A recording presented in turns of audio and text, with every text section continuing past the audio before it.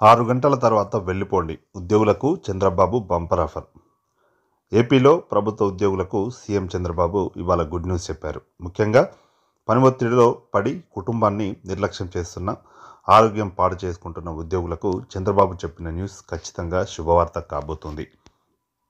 రాష్ట్రంలో ఉద్యోగులు సాయంత్రం 6 గంటల తర్వాత ఆఫీస్ వదిలి ఇళ్లకు వెళ్లిపోవాలని సీఎం చంద్రబాబు ఇవాళ సలహా ఇచ్చారు. రాజ్యాంగ దినోత్సవం సందర్భంగా చంద్రబాబు ఉద్యోగులకు ఈ బంపర్ ఆఫర్ ఇచ్చారు. రాష్ట్రంలో ఉద్యోగులంతా స్మార్ట్ వర్క్ చేయాలని సీఎం చంద్రబాబు పిలుపునిచ్చారు.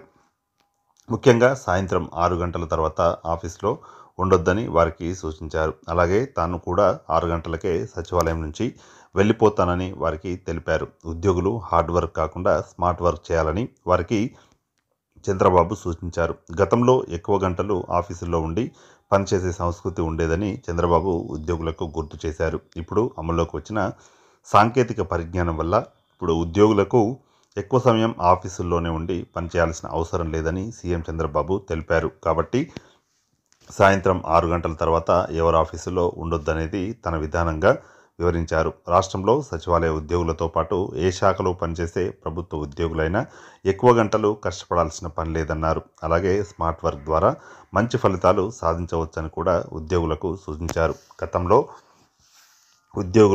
ఉద్యోగుల వ్యతిరేకిగా పేరు తెచ్చుకొని అధికారం కోల్పోయిన చంద్రబాబు ఈసారి మాత్రం జాగ్రత్తలు తీసుకుంటున్నారు.